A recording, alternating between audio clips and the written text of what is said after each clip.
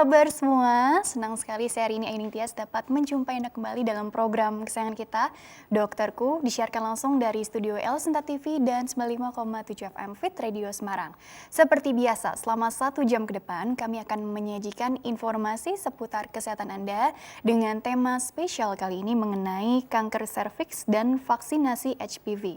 Bagi Anda yang ingin tanya langsung, silakan di 021 2520 666 atau bisa juga kirim pertanyaan Anda ke email kami di dokterkuelsinta@yahoo.co.id. Dan hari ini pemirsa, kita kehadiran dengan Dr. Muhammad Imran, Porkas Lubis SPOG. Beliau adalah dokter spesialis kebidanan dan kandungan dari Pusat Kanker Nasional Rumah Sakit Kanker Darmais Jakarta. Kita sapa dulu Dr. Imran yang sudah hadir di samping saya tentunya. Assalamualaikum warahmatullahi wabarakatuh, Dr. Imran. Apa kabar? Waalaikumsalam warahmatullahi wabarakatuh. Alhamdulillah sehat. Alhamdulillah sehat ya dok ya. Dokter, aku juga alhamdulillah sehat. Hari ini mau menggali ilmunya dokter nih ya. Untuk dibagikan ke kita semua khususnya para perempuan ya dok ya. Karena ini temanya kanker serviks. Kanker yang kalau kaum perempuan nih udah banyak yang tahu alhamdulillahnya gitu ya. Bahwa kanker ini kan memang cukup banyak kejadiannya selain kanker payudara begitu ya dok ya. Intinya kan ini kita bicara tentang angka kesakitan, angka kematian begitu ya dok ya. Sehingga kita arahnya nih ingin mencegah dan salah satunya ini dengan vaksinasi HPV gitu ya dok ya. Tapi sebetulnya yang dimaksud dengan kanker serviks gitu ya dok ya. Jadi seperti apa sih penjelasannya supaya kita jadi makin aware begitu barangkali dokter. Oke, terima kasih. Terkait dengan kanker serviks sendiri, ini kan daerahnya kan di daerah serviks. Nah, jadi organ genitalia perempuan, ya kan, itu kan utamanya terdiri dari rahim, mulut rahim, ada saluran tuba namanya, dan indung telur. Nah, terkait dengan serviks ini daerahnya di mulut rahim, itu satu. Mengenai terminologi kanker, itu merupakan bagian dari tumor. Tumor itu ada jenisnya ada 2, ada yang sifatnya jinak, ada yang sifatnya ganas. Nah, ini masuk ke dalam kategori ganas. Nah, karena penting untuk kita bahas di sini, kanker serviks kan dari angka kejadiannya, dari beberapa penelitian lah yang bisa kita peroleh, memang masih cukup tinggi angka kejadiannya di dunia. Di dunia. Gitu kan. Tapi terutama sih di negara berkembang.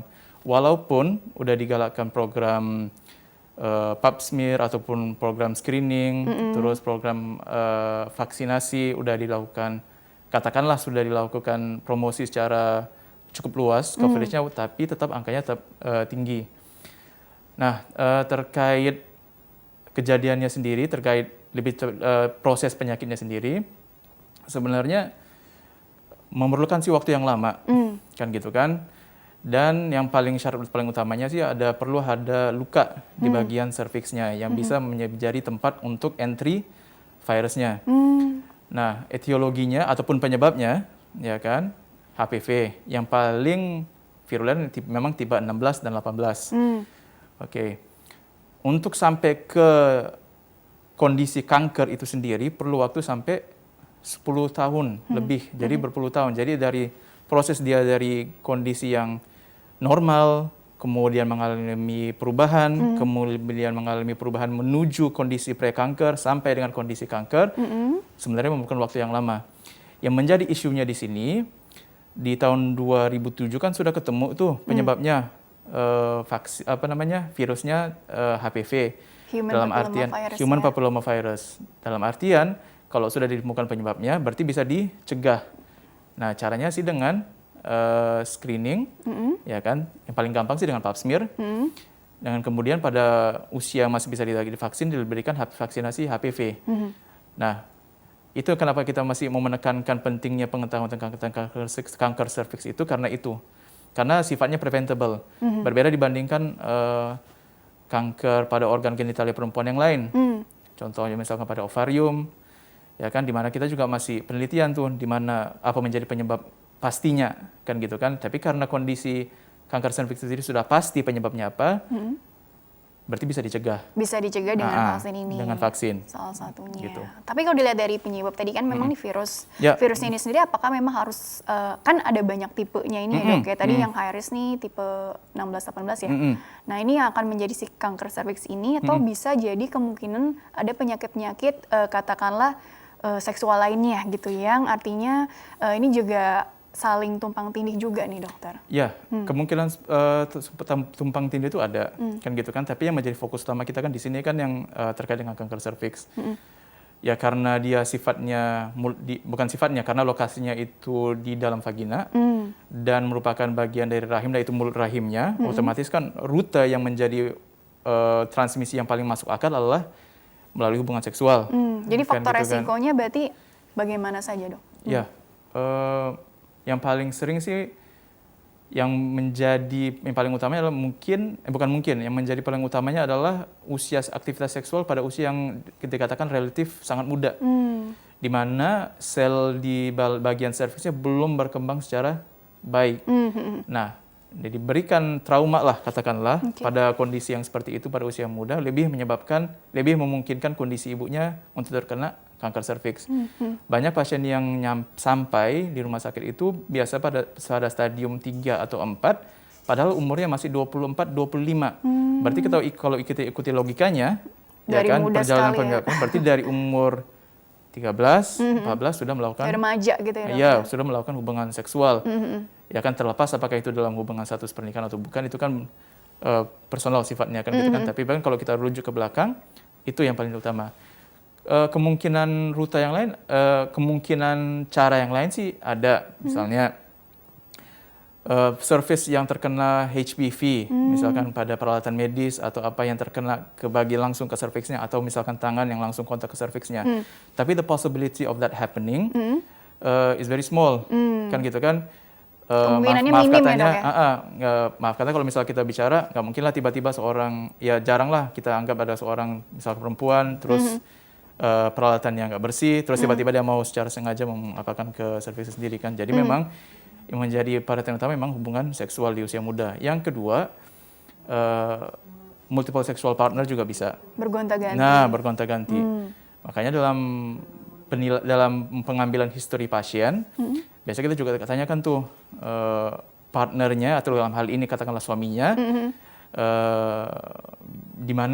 bagaimana pekerjaannya gitu kan, karena kan multiple sexual activity juga bisa menjadikan pasangannya lebih rentan terkena kanker serviks. Oke, nah itu lebih ke lifestyle ya dok ya. Kalau yang memang genetik atau faktor turunan, dalam artian orang tuanya punya cancer atau riwayat cancer yang lain nih selain si serviks juga begitu dok, itu jadi resiko juga nggak sih dok secara tidak langsung, mungkin dari segi kekebalan, atau memang ini murni karena lebih banyak ke seksual activity-nya tadi dok? Kalau yang sudah benar terbukti secara penelitian memang karena bukan karena sexual activity ya.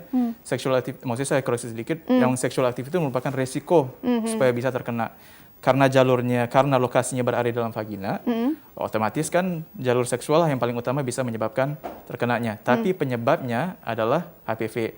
Nah, terkait apakah ada faktor genetika yang mungkin mempengaruhi, bisa jadi, ya kan? Tapi itu kan penelitian masih perlu dilanjutkan. Tapi yang sudah pasti kita tahu adalah disebabkan oleh virus HPV. Kalau terkait masalah imunitas, semua orang lah, ya dalam hal ini perempuan, faktor imunitas pasti akan menentukan apakah apakah si virus itu bisa menyebabkan sampai ke kondisi kanker dalam waktu yang lebih cepat atau lebih lama. Kan gitu kan, itu lebih mengarah ke kondisi itu kalau perkara imunitas. Tapi untuk penyebab tetap HPV. Dan itu tadi perjalanan penyakitnya butuh waktu yang panjang ya dok ya, 10 tahun lah gitu paling enggak gitu ya dok. Dan puluhan tahun pun bahkan. Puluhan tahun. Nah berarti kan ini kan tadi kan harusnya tadi dengan rutin dilakukan pap smear atau mungkin ada yang istilah tadi teen prep atau tes IVA segala macam ya zaman sekarang kan banyak tuh istilah-istilah yang muncul dan ya harusnya jadi jauh lebih aware lah ya dok ya. Nah ketika itu kan tadi dokter bilang ada lesi prakanker juga gitu ya dok ya. Ini kalau ketahuan sejak awal terus kemudian intinya bagaimana nih kita bicara angka kesembuhannya juga, sehingga peran vaksin juga di awal-awalnya juga seperti apa dok, terutama bagi orang-orang yang memang sudah mungkin tadi ya sudah menikah atau sudah aktif secara seksual begitu dokter. Biasa kita sarankan 3 tahun, ini kan terkait dengan kondisi budaya ya. Kalau di Indonesia kan, terutama di negara timur kan, kita anggaplah aktivitas seksual baru dilakukan setelah si pasangan menikah, kan gitu kan. Tapi sebenarnya patokannya adalah kapan mulai pertama kali melakukan aktivitas seksual, ya kan? 3 tahun setelah itu dia sudah bisa mulai melakukan screening kanker serviks. ya kan, dimulai secara berkala setiap tahunnya, ya kan. Kalau misalkan dia udah katakanlah udah tidak ada masalah dari hasil pap smear-nya, bisa dijalankan waktu kontrolnya. Nah, tadi terkait masalah pap smear kan gitu. Kita melakukan pap smear itu tuh fungsinya untuk mendeteksi apakah memang ada kemungkinan keganasan kan gitu kan. Dari hasil pap smear itu akan terlihat ya kan, tidak ada kelainan sama sekali, ya kan. Mungkin kelainannya masih bersifat reversible, masih ditarik ke belakang, sudah mulai, atau memang kini cenderung curigaan yang besar untuk kanker, kan gitu kan. Masing-masing hasilnya ini perlu follow up masing-masing juga. Kalau pada tingkatan ini misalkan hanya sekedar inflamasi atau peradangan, cukup ya sudah, tinggal diulang lagi nanti setahun lagi. Tapi kalau misalkan sampai pada ketiga atau keempat kriteria yang terakhir, kita perlu ada follow up, ya kan. Follow up-nya adalah mungkin kita perlu ngambil jaringan biopsi dengan targeted. Misal kita poles, ya kan, kemudian pakai alat namanya kolposkopi, kita ambil, kemudian kita lihat ada tidak dari hasil pengambilan jaringan tersebut yang menunjukkan ke arah keganasan, kan gitu kan. Dan yang menunjukkan ke arah keganasan kan ada beberapa kriteria secara medis, kan gitu kan. Mana di antara kriteria tersebut yang sampai harus kita lakukan tindakan follow up, ya kan, misalnya sampai harus mengambil jaringan yang lebih besar, atau harus sampai operasi, atau cukup kita observasi, gitu. Jadi hasil masing-masing hasil penilaian dari pap smear itu ada tindak lanjutannya, gitu. Tapi yang kita harapkan sih ya normal, kan gitu kan. Nah, di mana masuk perannya vaksin, ya kan, pada kondisi pasien yang tidak ada masalah apa-apa. Nah, kita berikan vaksin itu, kan gitu kan. Vaksin itu kita harapkan nanti sewaktu-waktu misalnya si perempuan tadi sudah menikah, ada tear atau robekan di bagian mulut rahimnya, vaksin itu sudah bisa memberikan antibodi di bagian daerah epitel lah namanya, ya di bagian serviksnya itu. Nah, bagian antibodi itulah yang akan menjadi penetralisir daripada vaksin yang masuk ke dalam, kan gitu kan. Tapi pada kondisi yang ini kondisinya pasiennya belum ada masalah apa-apa, kan gitu. Efek perlindungannya di situ. Gitu. Begitu ya kurang lebih ya dok ya. Nah, nanti dilanjutkan kembali ya dok ya, tapi kita harus jeda dulu nih dok ya. Baiklah pemirsa, jangan kemana-mana, tetaplah bersama kami. Kami akan kembali sesaat lagi.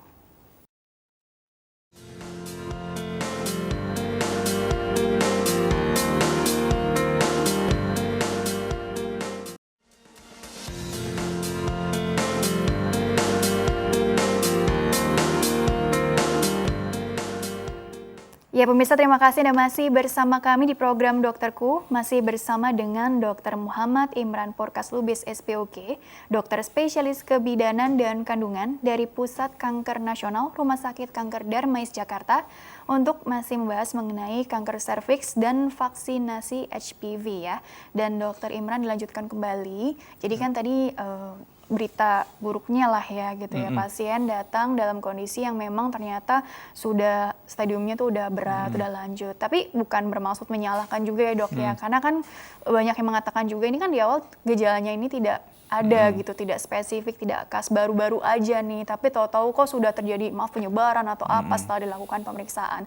Jadi kan ini jadi bikin kita takut juga gitu sebagai perempuan, mau nggak mau jadi takut juga gitu ya dok ya. Jadi sebetulnya gini dokter, kalau bicara tadi pencegahan, dokter bilang kan ada pap smear segala macam dan juga vaksin tentunya. Nah ini ada slide yang bisa dokter mungkin perjelas lagi ya dok ya, tadi bagaimana perannya supaya kita lebih aware juga terhadap alarm di tubuh kita nih sebagai seorang perempuan. Jadi ini pap smear ini sendiri sebetulnya lebih dianjurkan gitu ya dok ya, untuk yang perempuan yang dalam kelompok resiko seperti apa sih dok gitu barangkali. Ini terkait tadi dengan banyak pada wanita itu, memang sih gejala yang memang yang muncul pada kanker serviks itu terutama pada stadium yang sudah katakanlah lanjut, kan gitu kan. Stadium 1B, 1B kan masih awal, stadium 2, tapi kondisi yang paling terlihat adalah perdarahan per vagina atau perdarahan dari vagina. Nah, yang menjadi masalah kan sering wanita yang tidak mengalami gejala tersebut terhalang untuk tidak melakukan pengobatan atau paling enggak tidak kontrol, kan gitu kan. Nah, karena kita sudah tahu bahwa ini sifatnya preventable, ya kan, dan semua wanita, ya kan, masuk dalam kelompok resiko, terutama yang sudah aktif secara seksual, maka memang penting dilakukan pap smear, kan gitu kan. Nah, di sini kalau bisa dilihat di slide, pap smear itu sendiri sebetulnya nggak perlu dikhawatirkan, nggak perlu ditakutkan. Ini sebenarnya merupakan prosedur yang bisa dilakukan di rawat jalan, ya kan, di klinik juga bisa dilakukan, di puskesmas juga bisa dilakukan, kan gitu. Prosedurnya adalah ibunya diposisikan dalam posisi litotomi, ya kan, kemudian ada dimasukkan namanya inspekulum untuk membuka dinding vagina, ketemulah itu serviksnya, mulut rahimnya.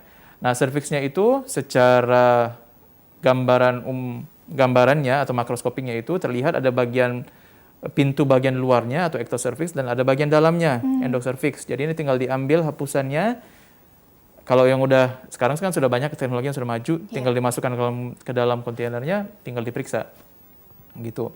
Jadi sebenarnya kalau misalkan misalkan mau dijadikan alasan, oh saya belum ada gejala, atau misalkan saya belum merasakan ada apa-apa, atau belum merasakan ada urgensi, sebenarnya datang untuk melakukan pap smear bukan sesuatu yang menguras tenaga, juga bukan sesuatu yang menguras pikiran banget. Tinggal di pap smear, hasilnya sudah ada, kita tahu, kita aman. Gitu. Takut dengan hasilnya, Dok, jadinya nggak gitu. mau periksa, kan banyak yang seperti itu gitu ya, Dok ya. Tapi kalau semakin ditunda kan kita nggak tahu juga ya, Dok ya, kemungkinannya apa juga. Jadi usahakan beranikan diri gitu ya, Dok. Beranikan diri aja. Oke, coba slide berikutnya lagi kalau begitu. Nah, ini mengenai prevalensi ya, Dok ya. Tadi sudah dijelaskan di awal gitu ya.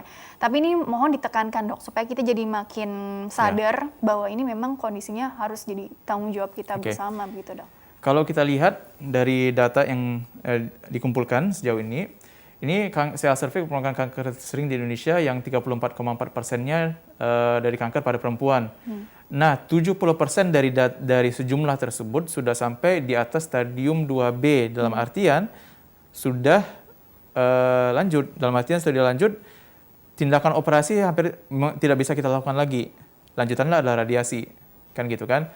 Nah, 15.000 kasus baru, 8.000 kematian, 40 sampai 45 kasus baru dengan 20 sampai 25 meninggal dunia per hari, dengan satu meninggal per jam.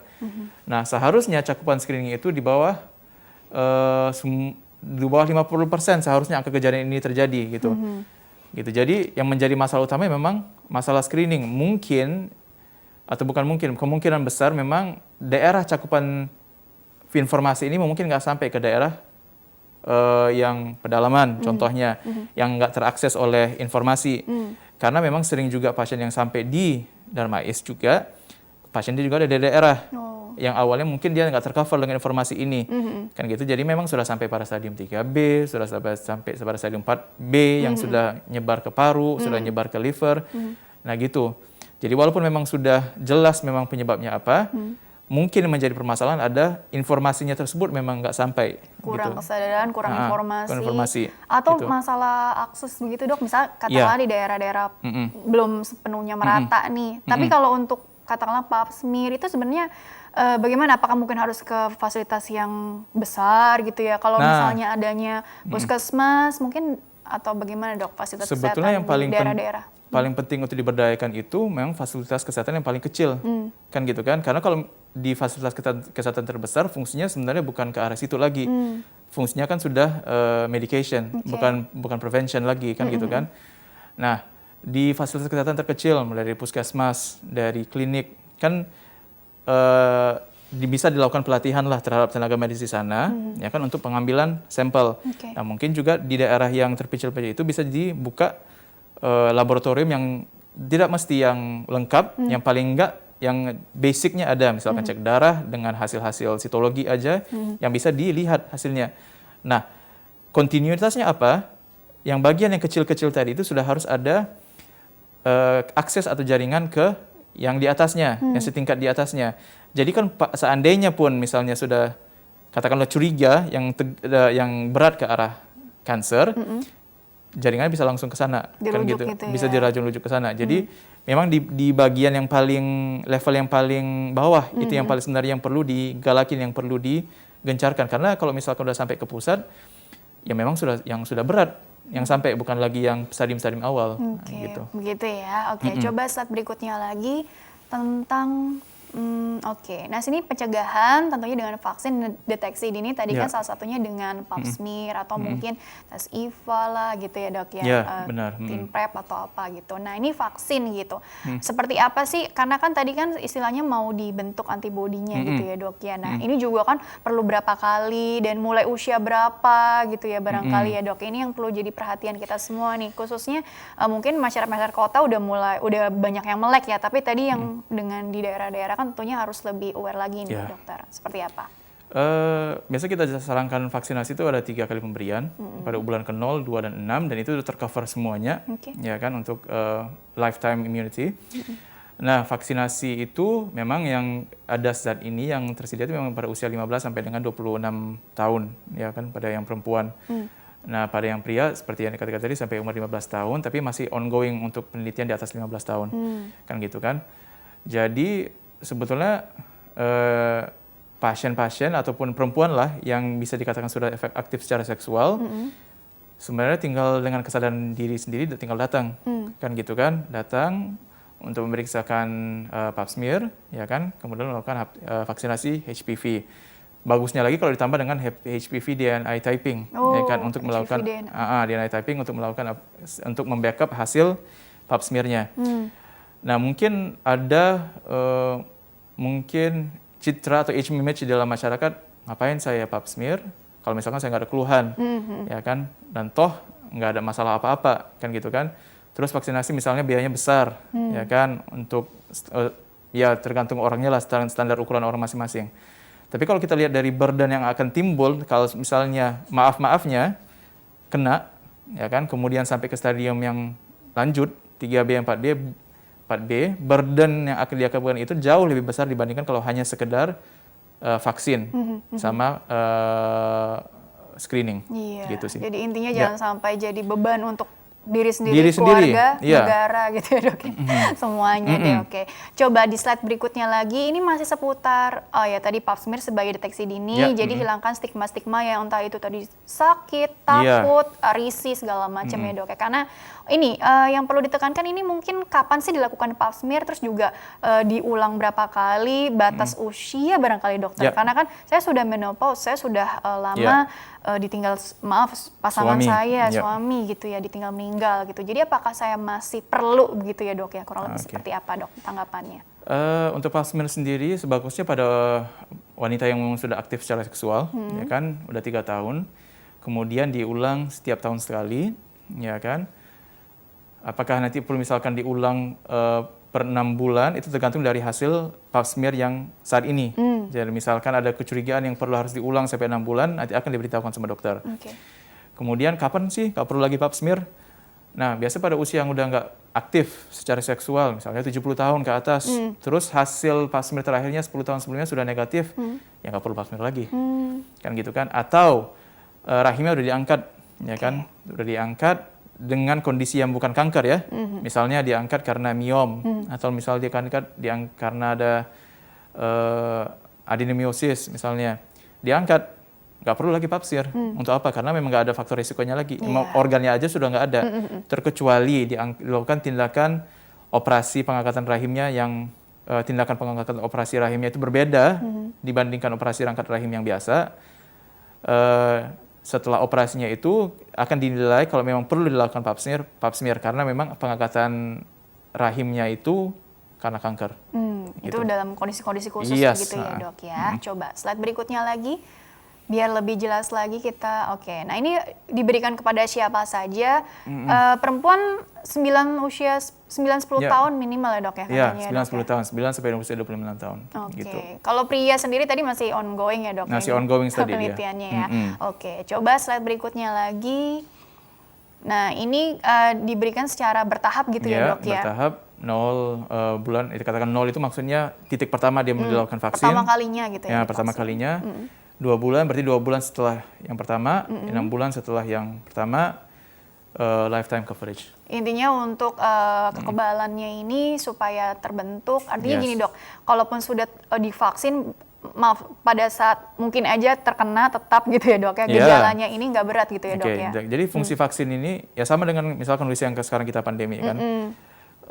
sama-sama virus, cuma kan daerah yang berbeda. Satu saluran nafas, saluran di bagian serviks. Nah, kan. Sifatnya virus itu kan mau menginvasi daerah yang ditargetkannya.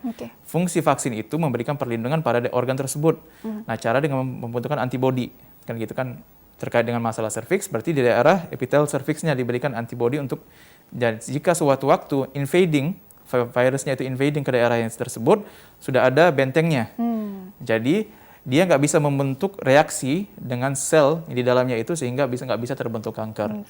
Itulah gunanya vaksin. Jadi kalau misalnya kita bicara kembali tadi misalkan ke segi biaya, dengan vaksin itu sendiri, walaupun saat ini misalnya harus dikeluarkan biaya yang agak lebih, tapi mencegah pengeluaran biaya yang lebih banyak di masa yang datang. Iya, tentunya gitu seperti itu mindsetnya ya. Ya. Oke, slide berikutnya lagi.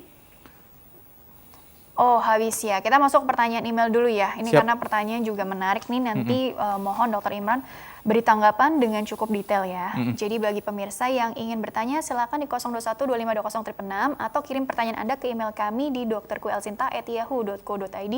Format lengkapnya di bawah ini, nama, usia Anda, atau tempat tinggalnya, atau nama dari kerabat yang ditanyakannya juga ya, dan usianya juga. Baik, ini pertanyaan pertama ini dari Ibu Devi nih. Ibu Devi usianya masih muda dok, 23 tahun dari Cengkareng, Jakarta.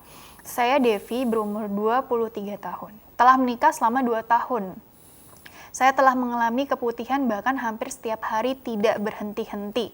Saya sudah pernah dirujuk ke rumah sakit dengan diagnosa moderate vaginal dysplasia (N891). Saya menjalani berobat jalan seminggu sekali dok. Setelah itu keputihan saya berkurang nih. Dan dokter menyatakan saya baik-baik saja. Tetapi setelah 1 minggu kemudian keputihannya kembali lagi gitu ya. Dan sampai saat ini saya belum berkunjung lagi untuk berobat karena kondisi saat ini ya dok ya. Kondisi lagi pandemi juga gitu ya. Mohon informasinya dok. Apakah vaginal dysplasia ini beresiko ke depannya? Terima kasih. Nah ini mungkin istilah yang bagaimana dokter tanggapannya untuk Ibu Devi, 23 tahun, Cengkareng, Jakarta. Jadi kondisinya istilahnya vaginal dysplasia begitu ya dok ya? Ya. Oke, kurang lebih seperti apa dokter Imran tanggapannya? Oke. Dokter? Ya. Tanggapannya langsung ya. Oke. Jadi terkait kondisi masalah Ibu Devi ya. Kan sudah mengalami tata laksana kan, sudah dilakukan tata laksana oleh bagian dokter di sana kan gitu kan, sudah ada perbaikan keputihannya. Mengenai yang saya belum ada informasinya apakah ini spesimennya diambil dari serviks atau diambil dari hapusan vagina, saya nggak tahu. Anjuran saya sih sebagusnya sih langsung datang lagi ya untuk dilakukan pemeriksaan kan gitu kan, karena kalau misalkan saya tanyakan apakah memang ini ada kemungkinan bisa menjadi CA atau tidak, saya belum punya data terhadap ibunya. Ya kan, bagusnya sih datang, dilakukan pemeriksaan terhadap serviksnya sama dinding vaginanya sekalian. Jadi hasil dari pemeriksaan yang sekarang ini baru kita bisa bicara forward. Kira-kira ini apa ini, ya kan? Dasarnya itu kita harus dapat dulu dari pap smear-nya dapat yang apa, dari pemeriksaan vaginanya dapat apa, baru kita bisa bicara ke depan. Oke, gitu sih. kurang lebih memang harus datang ke rumah sakit lagi untuk melakukan pemeriksaan gitu pemeriksaan ya. Lanjutan. Karena kan memang tadi karena kondisi saat ini gitu ya dok. Pandemi ya. Sebetulnya mungkin sekarang kan protokol kesehatan kan udah oke. bagus, sudah oke. Setiap rumah sakit pasti udah ada standarnya masing-masing gitu ya dok. Tidak perlu takut atau apa istilahnya menunda-nunda pemeriksaan tadi ya dok ya. Karena kan harus dipastikan dulu ini secara pasti diagnosisnya seperti apa dan tadi follow up-nya juga bagaimana agar tidak bertanya-tanya lagi juga gitu ya dok ya. Oke, baik dokter. Kemudian pertanyaan selanjutnya dulu ya. Ini dari Ibu Nur Azizah, 32 tahun. Assalamualaikum dokter. Waalaikumsalam ya. Waalaikumsalam warahmatullahi wabarakatuh. Saya Nur Azizah, usia 32 tahun, ingin bertanya. Saya sering keputihan dok setiap ingin datang bulan dan kadang ketika keputihan, maaf ya, di bibir vagina nih seperti ada benjolan. Namun setelah haid selesai, keputihan dan benjolan itu pun hilang gitu dok. Pertanyaan saya, apakah keputihan dan benjolan yang muncul itu gejala kanker? Dan bagaimana cara agar tidak keputihan? Karena saya sebisa mungkin menjaga agar daerah vagina itu bersih, tidak lembab katanya. Sebelumnya mohon maaf dan terima kasih. Seputar gejala yang ditanyakan ya dok ya, ada benjolan, tapi pada saat haid aja, keputihan juga saat haid bibir, aja. Dekat bibir kemaluan ya? Bibir kemaluan, iya bibir vaginanya gitu. Itu resiko apa ya dok ya sebetulnya? Dan yang ditanyakan gejala dari kanker serviks gitu ya dok ya.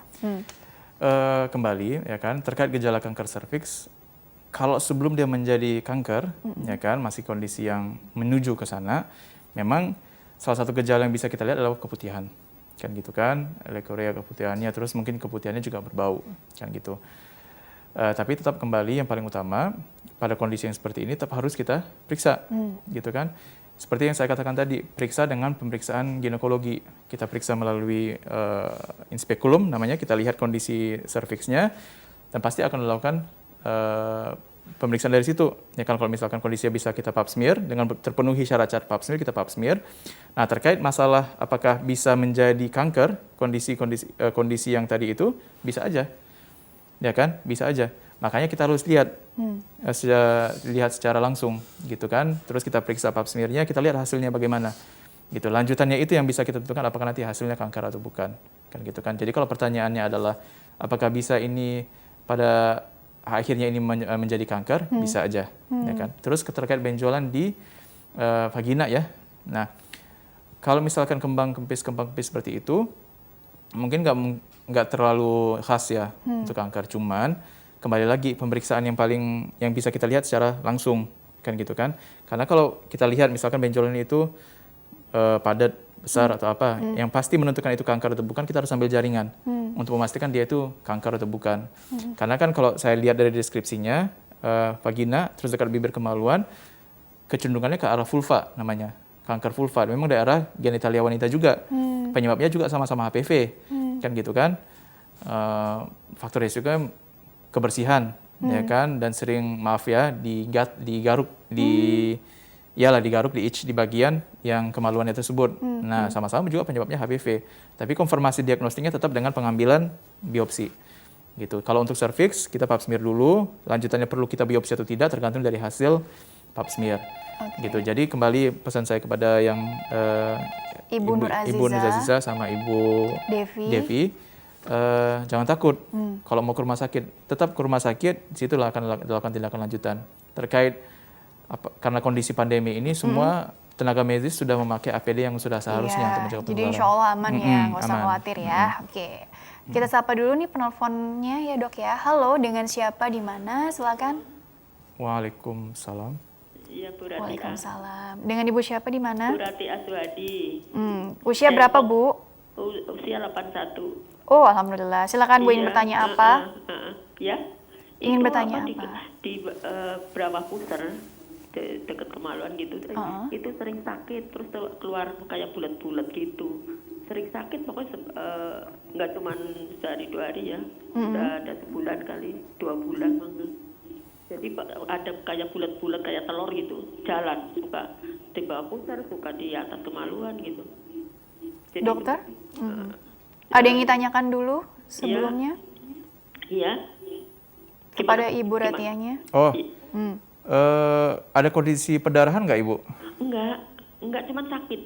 Di daerah mana tadi Bu? Sorry? Di bawah pusar atau di atas kemaluan? Di bawah pusar, di atas kemaluan. Sebelah kiri, iya kiri, tapi suka jalan di tengah kiri gitu. Ukurannya semana Bu kira-kira Bu ya? Kayak setelur tuh. Kalau bayangannya setelur gitu. Oh, jumlahnya banyak nggak Bu? Ya? Jumlahnya banyak? 1. Oh, 1. 1, tapi sering sakit gitu. Kalau malam, terutama kalau udah jam 11 malam itu udah nggak bisa tidur. Suka sakit. Oh, oke. Oke. Iya. Apa itu kira-kira dokter? Di daerah di atas kemaluan berarti di bawah pusar. Iya.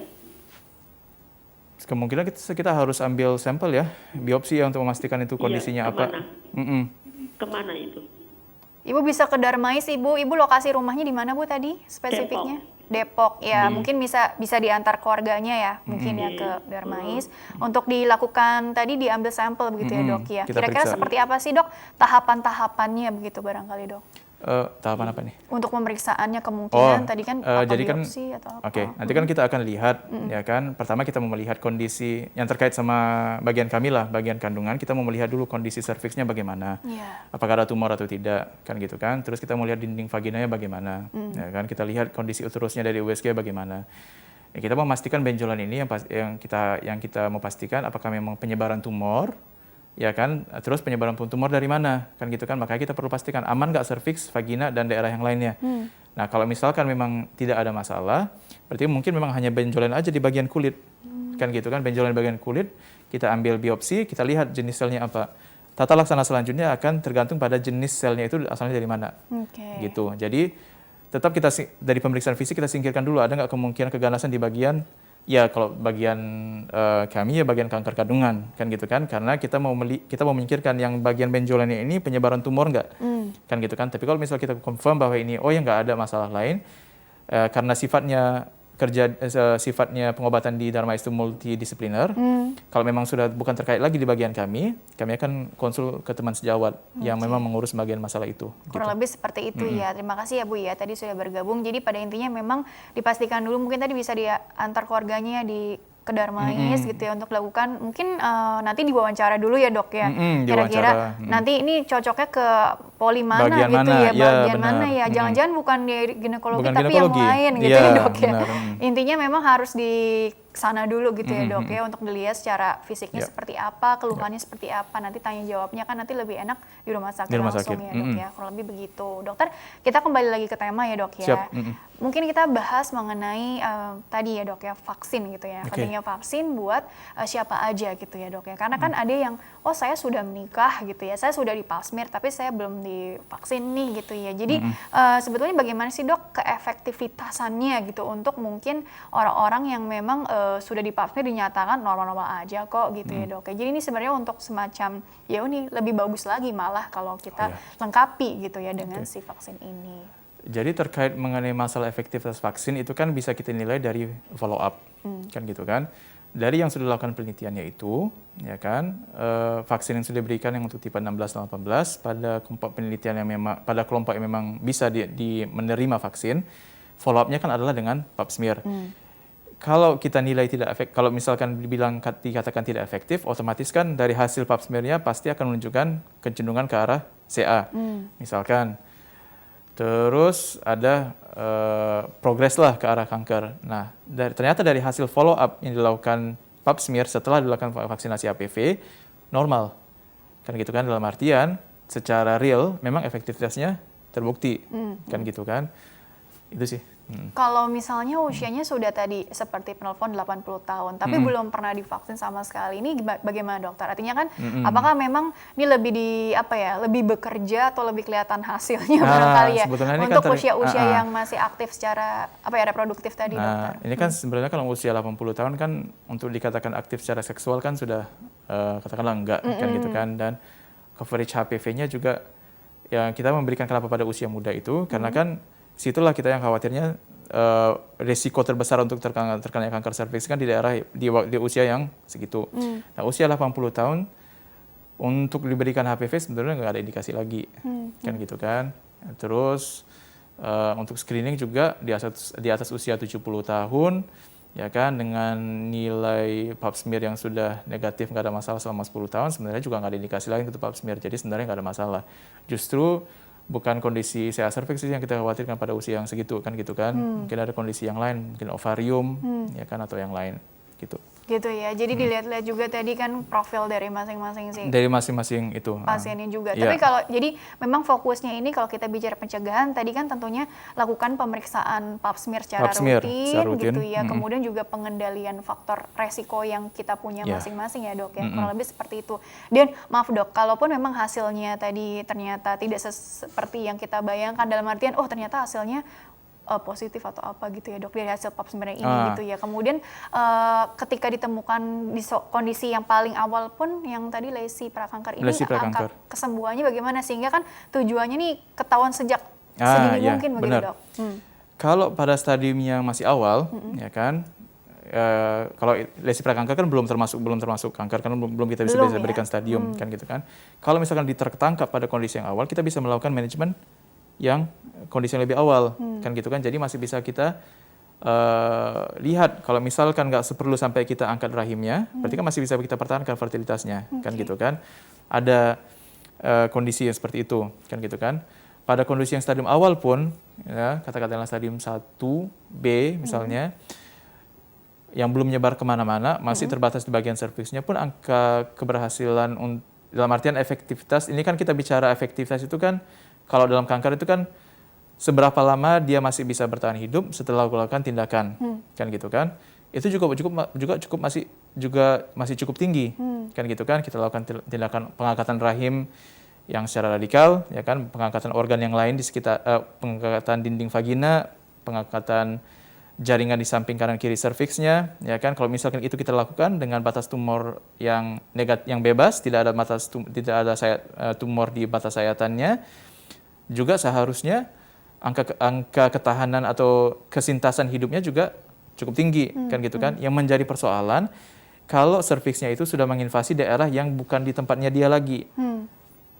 Misalnya, gitu jadi 2B misalkan sudah nyebar ke bagian 2B kan sudah menyebar ke parametrium, jaringan di sampingnya, kanan kirinya, ya kan? 3B sudah menyekan sampai ke panggul. Nah, yang sudah nyebar-nyebar ini, yang udah jauh ini, kan bisa memberikan efek. Karena di bagian panggul itu sendiri, kan ada organ yang lain. Nah, saluran kemih contohnya, yang dia sudah sampai ke bagian kandung kemih. Kalau misalkan saluran kemih itu tertekan oleh masanya, otomatis kan fungsi ginjalnya bakal terganggu. Kan gitu kan? Contoh yang lain, sampai ke liver misalnya, atau sampai ke paru-paru. Jadi kita, kenapa secepat mungkin kalau bisa kita lakukan tindakan ini, supaya bisa ditanganin. Ya, Coba ditahan dulu sebentar ya dok ya. Ada penelpon nih. Baik, halo, dengan siapa, di mana? Silakan. Ya, dari Tangerang. Ibu siapa Bu?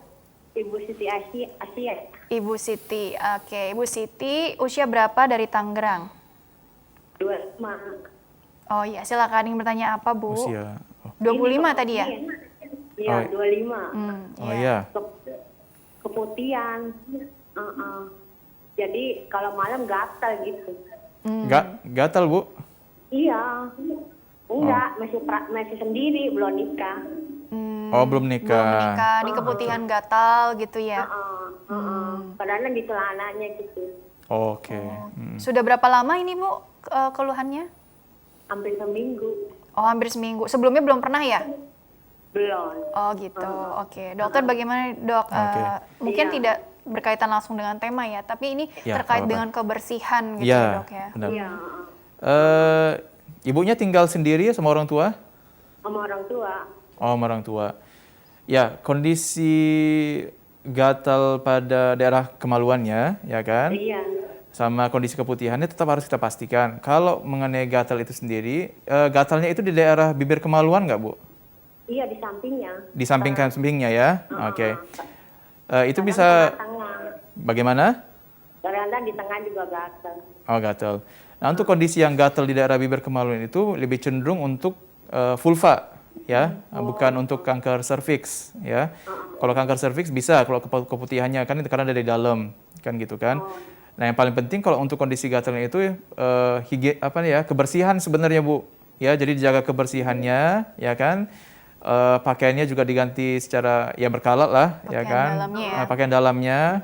Terus ya alat-alat yang kebersihan secara umum aja sih Bu, ya. Tapi untuk keputihannya sih bagusnya diperiksakan, dilihat ke dalam serviksnya.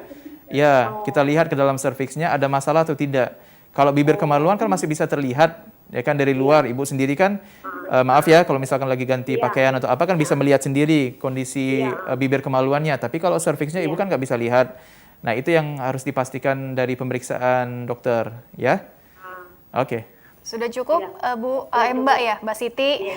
Iya. Belum menikah nih? Iya. Waalaikumsalam warahmatullahi wabarakatuh. Oke dokter, kita jeda dulu sebentar deh kalau begitu ya. Istirahat dulu dok, habis itu lanjut kembali ya di segmen terakhir ya. Oke. Baiklah pemirsa, jangan kemana-mana, tetaplah bersama kami. Kami akan kembali sesaat lagi.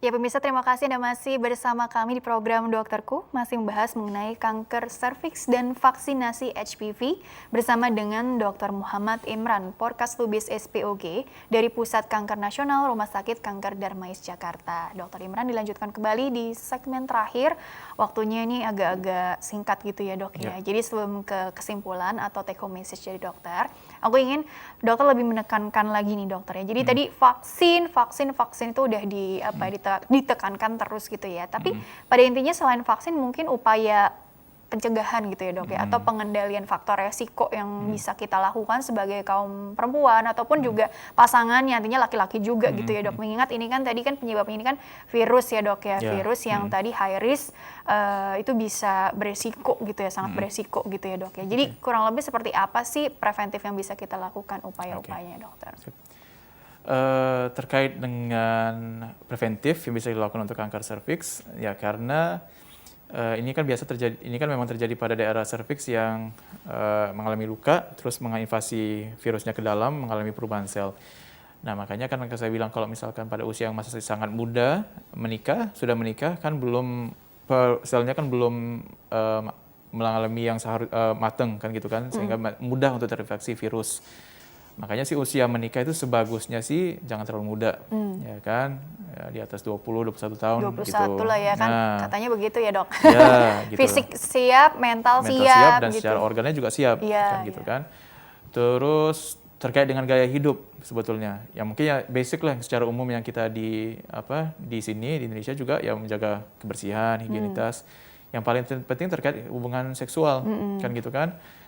Ya mungkin ada bagusnya mungkin seperti orang-orang tua dulu bilang ya itu kan memang masalah hubungan seksual kan masalah masing-masing kan gitu kan, tapi terbagusnya sih kalau bisa dengan monopartner, jangan multiple sexual partner kan gitu kan, dan kita tahu riwayat partner kita itu seperti apa gitu, lebih ke arah situ, ke arah kemungkinan aktivitas seksual yang berbahaya, ya mungkin seperti oral to mouth, oral to the genitals, itu mungkin juga bisa kita cegah kan gitu kan, walaupun memang paling utamanya kan rute seksual yang genital to genital, tapi kan oral to genital juga bisa beresiko juga. Gitu ya. Jadi sexual activities yang kira-kira lebih agak dalam tanda kutip agak nyeleneh atau apa, ya mungkin kita kurang dihindarin aja gitu sih.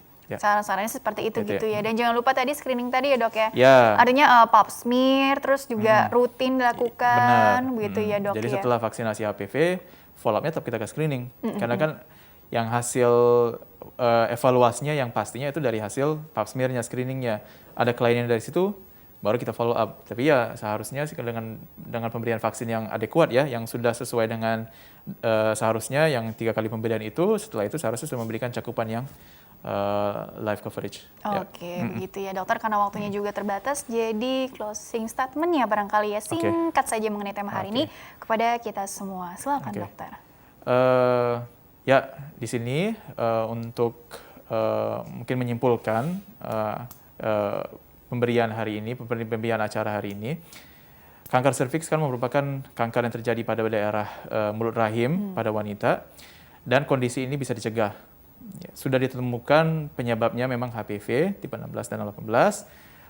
Nah, sudah bisa dilakukan pencegahan ya dengan pemberian vaksinasi, ya kan. Jadi paling penting jangan jangan merasa takut untuk melakukan pemeriksaan dan untuk melakukan vaksinasi, karena kondisi yang akan dialami kalau misalkan memang sudah kena dan sampai stadium lanjut itu jauh lebih berat dibandingkan kalau kita lakukan pencegahan dari awal. Itu saja. Kurang lebih seperti itu ya. Terima kasih dokter Imran telah berbagi ilmunya di sini. Insya Allah membawa banyak manfaat untuk orang banyak. Sukses dan berkah selalu untuk dokter dan ilmu dokter Imran ya. Amin ya Allah. Dan pemirsa, terima kasih juga Anda telah mengikuti program ini. Saya Rini Ayuning Tias beserta seluruh kru yang tugas mohon undur diri dari hadapan Anda. Sekian dan sampai jumpa.